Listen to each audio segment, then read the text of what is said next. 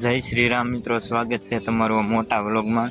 તો આજ આપણે જવાનું છે ખેતરમાં। તો જો આવો કા ખેતરનો નજારો છે। આ સિંગ છે, આ એક પાટડો છે, એમાં આ એક મોટું સીપડું છે। આ બધી સિંગ છે, ઓલચા બાજરી છે।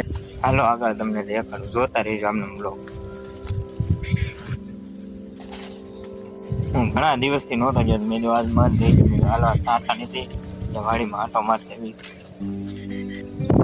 આ બધી બાજરી પડી ગઈ જો।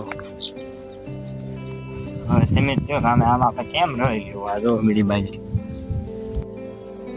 પૂજી ગયો છું ઓળી, અને આ જો આ ઓળી છે એમ ભાગ રાખી।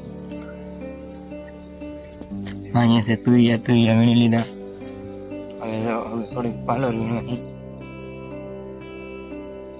ઘણા દિવસ આવ્યો પછી તો જોઈ કે બાજરી બહુ મોટી થઈ ગઈ હતી, અડધી તો પડી ગઈ હતી। પછી આપણે તો ગામડાના દેશમાં આપણે કાસે હાલે તમને। અને પાણી તો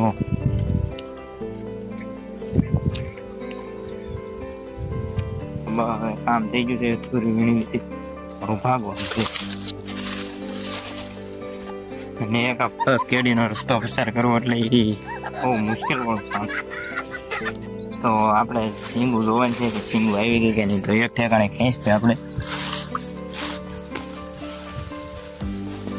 એટલો ફાલ છે। આવો વિડીયો જોઈને મજા આવે તો પણ લાઈક કરતા દેજો, કોમેન્ટ કરી દેજો, અને સબસ્ક્રાઈબ કરવાનું તો ભૂલતા જ નહીં।